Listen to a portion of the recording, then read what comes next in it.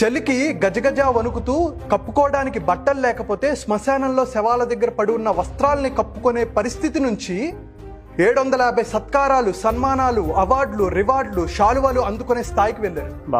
తన పాపకి పాలివ్వడానికి ఓపిక లేక, ఒంట్లో శక్తి లేక, తినడానికి తిండి లేక శ్మశానంలో పెట్టిన పిండితో రొట్టెలు వేసుకొని కాలుతున్న చితి మంట పైన ఆ రొట్టెని కాల్చి తన కడుపు నింపుకొని ఆ ఆకలి తీర్చుకొని శక్తి పుంజుకొని వాళ్ళ పాపకి పాలిచ్చే దుస్థితి నుంచి 2000 మందిని హక్కున చేర్చుకొని వాళ్ళకి తిండి పెట్టి చదివించి ఇంజనీర్లుగా, చార్టెడ్ అకౌంటెంట్లుగా, లాయర్లుగా, డాక్టర్లుగా తీర్చి వాళ్ళకి పెళ్లి చేసి ఒక ఉన్నత స్థాయికి తీసుకెళ్లిన మహా మహిళ, గొప్ప తల్లి, mother of orphans Sindhu Thai Sapkal గారి గురించి మనం మాట్లాడుకోబోతున్నాం. ఓకే, ఆమె గురించి చెప్పాలంటే నాకు గూస్ బంప్స్ వస్తున్నాయి. ఆమె 1948లో మహారాష్ట్రలో ఒక చిన్న గ్రామంలో జన్మించారు. 4వ తరగతి చదువుతున్నప్పుడు, అంటే 10 ఏళ్ళు తనకున్నప్పుడు 30 ఏళ్ల వ్యక్తితో తనకి పెళ్లి చేశారు. చదువు మానేసి ఇంటి పని, వంట పని, అక్కడ పశువులను కాపుకునే పనులంతా ఆమె చేసేవారు. అయితే వాళ్ళకి అక్కడ సంప్రదాయం ప్రకారం, వాళ్ళ వృత్తి ప్రకారం అక్కడ ఆవు పేడల్ని ఎండపెట్టి ఆ ఎండిన వాటిని ఒక జమీందారి ద్వారా వీళ్ళు అమ్మేవాళ్ళు. ఓకే. అయితే ఒక రోజు ఏమైందంటే ఈ జమీందారి వీళ్ళందరి దగ్గర తీసుకొని వీళ్ళకి సరైన డబ్బు రూపేనా కానీ సపోర్ట్ కానీ ఎప్పుడు ఇచ్చేవాడు కాదు. ఈ సింధు తాయ్ గారు ఆమెకి ఎదురు తిరిగింది. జమీందారు గారికి ఎదురు తిరిగితే అందరినీ పోగేసుకొని ఎదురు తిరిగేసరికి ఒక్కసారిగా ఈ జమీందారు చాలా కోపానికి లోనయ్యాడు. ఈమె మీద పగ తీర్చుకోవాలనుకున్నాడు. ఎలాగా అంటే ఆ జమీందారి సింధు తాయ్ గారి భర్త దగ్గరికి వెళ్తాడు. వెళ్ళి, నీ భార్య 9 నెలల గర్భవతి కదా, ఆ పాపకి, ఆ బాబుకి తండ్రి నువ్వు అనుకుంటున్నావేమో, నేను అంటాడు. అంటే ఇది నిజమో అబద్ధమో తెలుసుకోలేని ఆ వ్యక్తి నిర్దాక్షిణ్యంగా నిండు గర్భిణి అని కూడా చూడకుండా కాలితో తన్ని పొట్ట మీద ఆమెని పడేసి ఈడ్చుకుంటూ లాక్కుంటూ వెళ్ళి పశువుల పాకలో పడేస్తాడు. ఆవులు ఉన్న చోట వాటికి తాళ్ళు తెంపేస్తాడు. ఈ ఆవులే తన్ని తొక్కి చంపేశాయి అనే స్టోరీని క్రియేట్ చేద్దామని అనుకుంటాడు. అయితే అందులో ఒక ఆవు ఈమెని కాపాడడానికి ప్రయత్నిస్తూ ఉంటుంది. పక్కన వచ్చి ఆవులన్నింటినీ పక్కకి తోస్తూ ఉంటుంది. అదే రోజు రాత్రి ఆమె ఒక పాపకి జన్మనిస్తుంది. బొడ్డు తాడు కూడా తెగని సిచ్యువేషన్లో ఆ పాపని హత్తుకొని, ఎక్కడ ఈ విషయం తెలిస్తే తన భర్త చంపేస్తాడు అనే భయంతో ఆవుని హత్తుకొని ముద్దాడి పాపని తీసుకెళ్ళిపోయి ఒక శ్మశానం దగ్గరికి వెళ్ళిపోతుంది. ఎక్కడికి వెళ్ళాలో తెలీదు. ఒక శ్మశానం దగ్గరికి వెళ్ళిపోతూ ఈ బొడ్డు తాడు కూడా తెగలేదు. ఏం చేయాలి అని అనుకుని ఒక పాపని ఒక చోట పెట్టి ఒక రాయి దగ్గర తను పడుకొని ఒక పదునైన రాయి తీసుకొని ఆ బొడ్డు తాడిని 16 సార్లు కొడుతుంది. నొప్పి, బాధ వీటన్నిటిని తట్టుకొని ఆ ముడిని వేసుకొని తర్వాత ఎక్కడ ఉండాలో తెలియదు. ఆ రోజు శ్మశానంలో నివసిస్తుంది. స్పృహ తప్పి పడిపోతుంది. ఏం చేయాలి? ఆకలేస్తుంది, పాప ఏడుస్తుంది, ఒంట్లో శక్తి లేదు, బలం లేదు. ఏం చేయాలి అనుకుంటే అప్పట్లో శ్మశానంలో వాళ్ళ మహారాష్ట్ర సాంప్రదాయం ప్రకారం అక్కడ ఒక పిండిలు పెడతారు. అంటే గోధుమ పిండి కానీ రైస్ పిండి కానీ అక్కడ పెడతారు. ఆ రైస్ పిండి తీసుకొని ఆ గోధుమ పిండిలతో రొట్టెలు చేసుకొని శవం కాలుతున్న చితి మంట పైన ఆ రొట్టెను కాల్చుకొని తను తిని ఆ శక్తితో పాపకి పాలిచ్చింది. ఈ కష్టం తట్టుకోలేక తర్వాత వాళ్ళ తల్లిదండ్రుల దగ్గరికి వెళ్తుంది. ఈ అమ్మాయి వాళ్ళ తల్లిదండ్రుల దగ్గరికి వెళ్తే వాళ్ళు తిన్ని ఇంట్లో కూడా అలౌ చేయరు. మనం ఇందాక మాట్లాడుకున్నాం చూసారా, మన కష్టం వస్తే మన సొంత వాళ్ళు కూడా అప్పుడప్పుడు పట్టించుకోరని. తనకి అలానే జరిగింది. తన భర్త వదిలేశాడు, తల్లిదండ్రులు వదిలేశారు. ఏం చేయాలో అర్థం కావట్లేదు. ఒకరోజు ట్రైన్ కింద పడి చనిపోదాం అనుకుంది. ఆ పాపని ఒక గుడ్డలో నడుముకు చుట్టుకుంది. ట్రైన్ కింద పడి చనిపోదాం అని అనుకున్న సిచ్యువేషన్లో ఒక అరుపులు ఈమెకి వినపడ్డాయి. నన్ను కాపాడండి, నాకు దాహం వేస్తుంది, నాకు ఆకలేస్తుంది, నన్ను కాపాడండి అని ఒక వృద్ధుడు అరుస్తూ ఉంటాడు. తను వెంటనే చూసి, సరే నేను తర్వాత చచ్చిపోతాను, ముందు ఆయన్ని బతికించాలి అని చెప్పేసి ఆయన దగ్గరికి వెళ్తుంది. వెళ్ళి ఆయనకి తన బొడ్డులో ఉన్న ఒక రొట్టెలు ఇస్తుంది.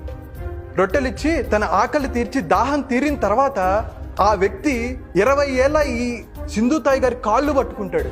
నన్ను రక్షించావు, నువ్వు దేవతివి అంటే ఒక్కసారిగా ఈమె షాక్లోకి వెళ్ళిపోతుంది. ఆ రోజు డిసైడ్ అవుతుంది, నేను పుట్టింది చావడం కోసం కాదు, నేను పుట్టింది 10 మందిని బతికించడం కోసం అని. ఆ రోజు నుంచి ఏ అనాథ కనపడినా, రోడ్డు మీద ఎవరు కనపడినా తని హక్కును చేసుకుంది, వాళ్ళకి భోజనం పెట్టింది, చదివించింది. అలాగ 5, 10, 20, 30 మందిని. సరే, వీళ్ళకి పోషణ ఎక్కడి నుంచి వస్తుంది? ఆమె ట్రైన్లో పాటలు బాగా పాడేవారు.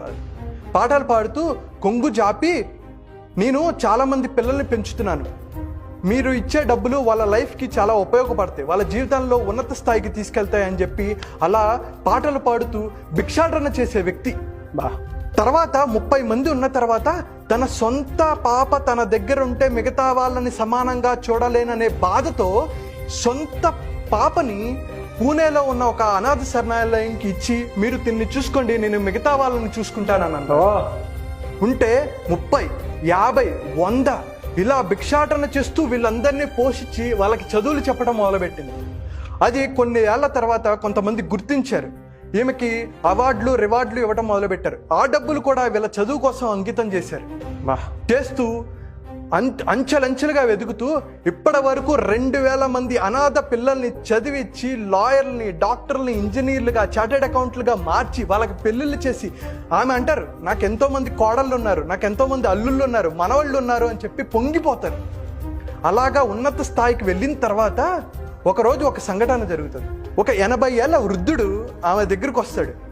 ఏమండి, మీ గురించి చాలా గొప్పగా విన్నాను, నాకు చాలా ఆకలిగా ఉంది, నన్ను అందరూ వదిలేశారు, మీరు నాకు భోజనం పెట్టండి అంటే ఆమె అతన్ని కూర్చోబెట్టి భోజనం మొత్తం పెడుతుంది.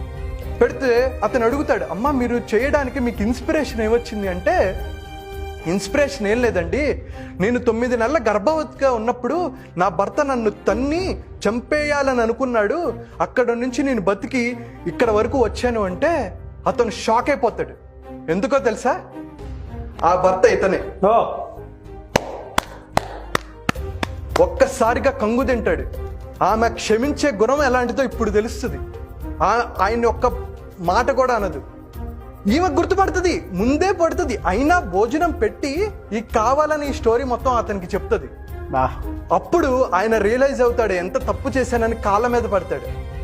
నువ్వు ఆ రోజు మంచిగా చేసావు, అదే ఆ రోజు చేయకపోయినట్టుంటే ఇంతమంది సంతానాన్ని నిన్ను పొందగలిగేదాన్ని కాదు అని చెప్పి పొంగిపోతారు. ఆమె నువ్వు ఇక్కడ కాదు, ఇది చిన్నపిల్లలకు మాత్రమే అని చెప్పి అతన్ని వేరే అనాథ శరణాలయంలో, ఓల్డేజ్ హోమ్లో జాయిన్ చేపిస్తారు. ఆమె సేవలకి గుర్తించి పద్మశ్రీ అవార్డు అందుకున్నారు. ఆమె ఎంత గొప్ప తల్లి, మహాతల్లి అంటే ఎన్నో వేల మందికి ఇన్స్పిరేషన్గా నిలిచారు. అలాంటి గొప్ప వ్యక్తి గురించి మనకు ఒక చిన్న కష్టం వస్తేనే బాబోయ్ అని అనుకుంటాం. ఆమెలో మనం 1% అయినా కష్టపడ్డామా? మనం చిన్నది వస్తే తట్టుకోలేకపోతున్నాం. ఆ బొడ్డు తాడుని 16 సార్లు కొడితే ఆ నొప్పి ఎలా ఉంటుందండి? జన్మనివ్వటమే కష్టం, అలాంటిది బొడ్డు తాడుని ఒక పదునైన రాయితో 16 సార్లు కొట్టి ఎంతో బాధని అనుభవించారు. శ్మశానంలో ఉన్నారు, అక్కడ వస్త్రాలు కప్పుకున్నారు, తిండ్లు తిన్నారు, అది కూడా పశువుల దొడ్లో పడేసి వెళ్ళిపోయిన తర్వాత. అసలు ఇదంతా ఎంత బాధకి, ఎంత కష్టానికి అనుభవించుంటారు. సో మనకి ఎప్పుడైతే జీవితంలో కష్టాలున్నాయి అని అనిపించినప్పుడు ఆమె గురించి ఒక్కసారి మనం ఆలోచించినా, తలుచుకున్నా, ఆమె వీడియోలు చూసినా మనకి ఎనలేని ధైర్యాన్ని ఇస్తాయి. అలాంటి గొప్ప తల్లి గురించి నేను ఒకటే కోరుకుంటాను, మీరందరూ ఇది మీకు నచ్చిన వాళ్ళందరికీ ఈ వీడియోని షేర్ చేయండి. ఆమెని మన తెలుగు రాష్ట్రాల్లో ప్రతి ఒక్కరికి తెలిసేలా చేయండి.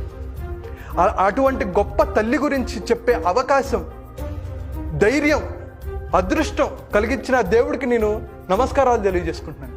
థ్యాంక్ యూ అండి, thank you so much Shravan గారు. A very good motivational real story. చాలామంది తెలుసుకోవాల్సినటువంటి విషయాలు చాలా ఉన్నాయి ఇందులో. సార్, చాలామంది ఆన్లైన్ క్లాసెస్ అడుగుతూ ఉన్నారు, మెంటల్ స్ట్రెంత్ మీద కోర్స్ మీరు పెట్టడం జరిగింది, ఎప్పుడు ఉండే అవకాశం ఉంటుంది, ఎలా ఎన్రోల్ చేసుకోవాలి? మనం 24 డిసెంబర్న ఒక ఆన్లైన్ ఫుల్ డే ప్రోగ్రామ్ ఒకటి కండక్ట్ చేస్తున్నాం. అంటే లిమిటింగ్ బిలీఫ్స్ని ఎలా ఓవర్కమ్ చేయాలి, ఫియర్స్ని ఎలా ఓవర్కమ్ చేయాలి, సెల్ఫ్ ఎస్టీమ్, సెల్ఫ్ కాన్ఫిడెన్స్ని ఎలా ఇంప్రూవ్ చేసుకోవాలి, స్ట్రెస్ అండ్ స్లీప్ మేనేజ్మెంట్ని ఎలా ఇంప్రూవ్ చేసుకోవాలని మనం ఒక ఫుల్ డే సెషన్ కండక్ట్ చేసుకుంటున్నాం. ఎవరైతే ఇంట్రెస్టెడ్ పీపుల్ ఉంటారో కింద స్క్రోల్ అవుతున్న నెంబర్కి ఫోన్ చేసి, మా టీంతో ఫోన్ చేసి రిజిస్టర్ చేసుకోవచ్చు. ఓకే.